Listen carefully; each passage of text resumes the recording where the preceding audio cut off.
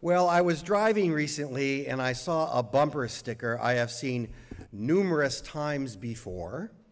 The message was clear and I almost always feel somewhat snarky.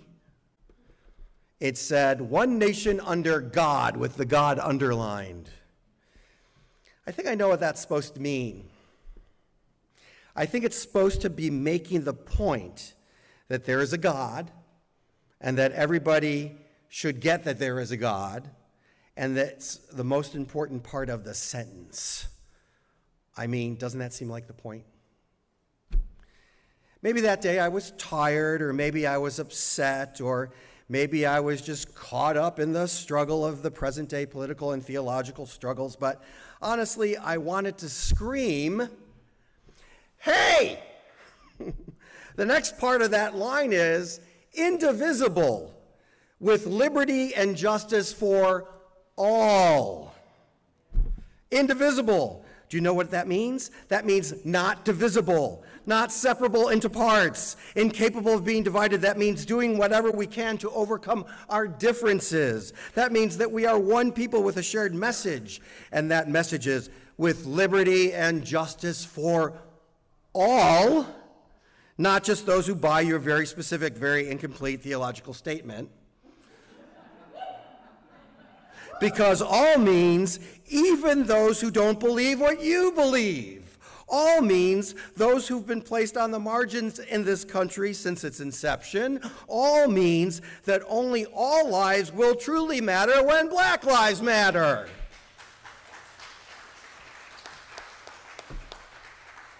I wanted to scream, "Stop cherry picking," to meet your version of what America should be. That's what I wanted to scream. But I'm a minister, and it was not that far from my house.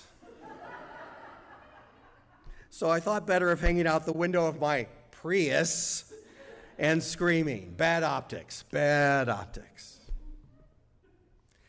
To me, this is all part of a larger discussion that has been an increasing part of my consciousness, and that is the vital question of our day. Who are we? Who are we as a country? Who are we as Unitarian Universalists? Who are we as congregations? And who are we as people of faith? It's a question that's coming at us in so many ways right now, with each Supreme Court decision, with each election, with each incredibly tragic, ridiculous debate after the latest mass shooting. Highland Park, where 70 rounds were fired from 3 high-capacity magazines in seconds that killed 7 and wounded almost 40 people. What kind of country do we want to be? Who are we? Our UUA president, Susan Frederick Gray, has said for years that this is no time for a casual faith, and I would like to take that a step further. I think that this is no longer a time for a comfortable faith either. I'm not saying that we should not be places of needed comfort.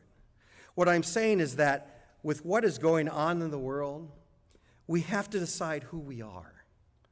And I propose that means, how can we be Unitarian Universalists at this time in this country and not try to have a clear and shared meaning of what it means to live our faith, and then do our best to live our faith that will intentionally challenge our comfort.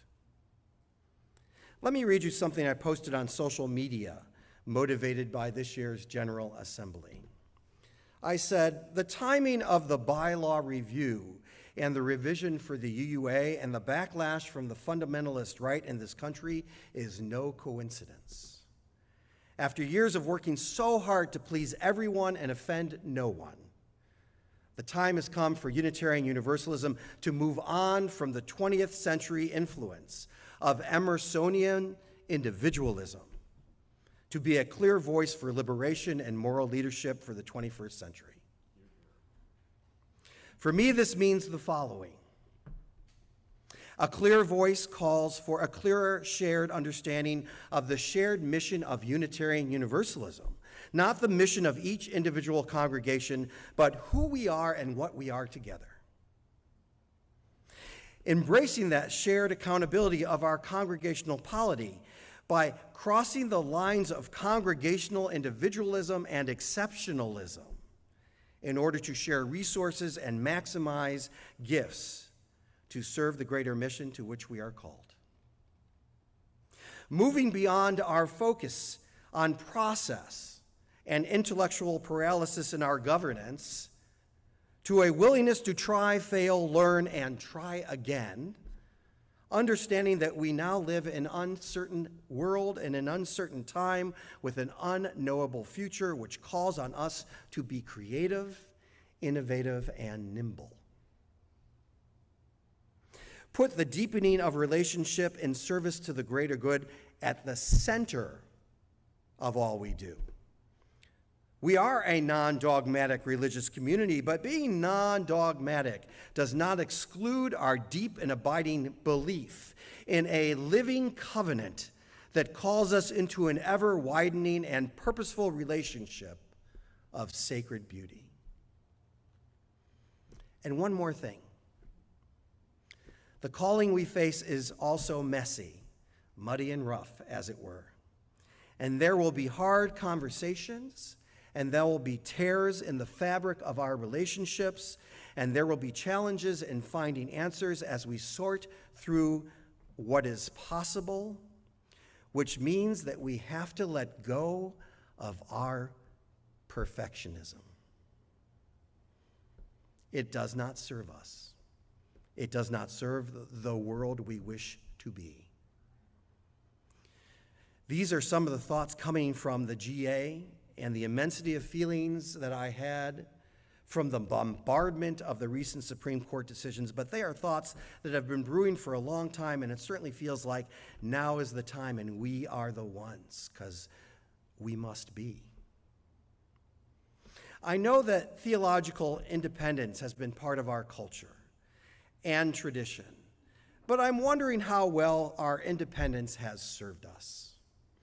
Our various congregational missions and the values of Unitarian Universalism, how well has this independence served us to be alive in this world? It's so easy in this broken and beautiful and sometimes infuriating world to enter the grounds of our campuses, to find the comfortable seat that has held you for lo these many years, and to settle into the beautiful music and message that brings you comfort and meaning. And yet, isn't that only part of the practice of our faith? Isn't that only choosing the part of this living faith that personally brings us well-being? I'm talking about the work of what it means to be indivisible. I'm talking about the practice of our faith that's about liberty and justice for all. For UU's liberty and justice for all is a theological statement. UU activist and theologian and minister Mark Morrison Reed, in an article in the UU World adapted from his book, The Selma Awakening, How the Civil Rights Movement Tested and Changed Unitarian Universalism, talked about who we say we are and who we actually can be when we really live our faith, the whole faith. He wrote, "Integration triumphed in Selma in a way that transcended the word's customary and spurious meaning. Genuine integration happens when parts form a new whole. It is a melding rather than the subjugation of one by another. Some UUs achieved that melding during March 1965, when their values and practices meshed, when black and white stood together at the Selma Wall, sharing in the struggle and song, discomfort and celebration, needing one another. For this group of UUs, Selma was memorable because there they experienced what it felt like to be whole, rather than experience the different aspects of the self at odds with one another. The barriers of race and class, head and heart were breached. Selma was about being in authentic relationship to one's values, promises, and hopes, and honoring them by committing one's life, even unto death, and giving themselves over to that time and demands, to their conscience and sense of honor, to their faith in what stood for, and what that stood for, to the future and what they all hoped for, they found redemption. Together in Selma, they found that their lives had purpose, and many, perhaps for the first time, he says, felt whole. That was the spirit of Selma in the midst of turmoil. Their values and their lives became congruent. My friends, I see only two options. Either we keep reacting to the destructive and catastrophic vision of America being constructed by the authoritarian theocracy of the right, or we take the offensive, uniting with a bold, clear vision of true liberty, justice, equity, and mutual accountability that can save us and help heal this planet. Our Unitarian Universalist message is not a false message of hope, but a clarion call to be preached from every pulpit and lived by every Unitarian Universalist. A message of love, not of weakness, but of strength, asking us to live up to the ideals we so often profess and so rarely demand of ourselves and each other. With all that has brought us to this collective state of understandable exhaustion, this is the time to gather the spirit that collectively through the years has fueled the campaigns for rights and human dignity like those days in Selma. This is the time to find what binds us together in ways that will overcome the fear and the hate being practiced by the conservative ideologies.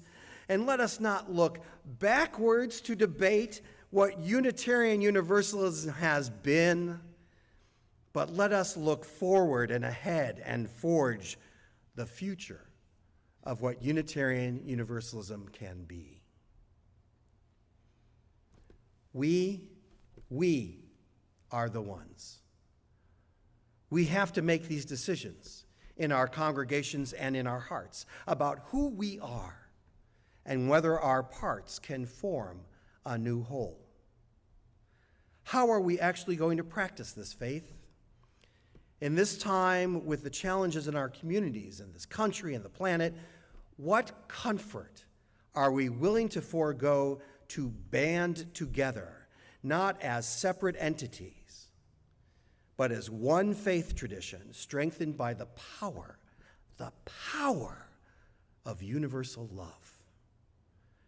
Not divisible, not separable into parts, but incapable of being divided because we are in authentic relationships to our values, promises, and hopes, and then honoring them by committing our lives to liberty and justice for all.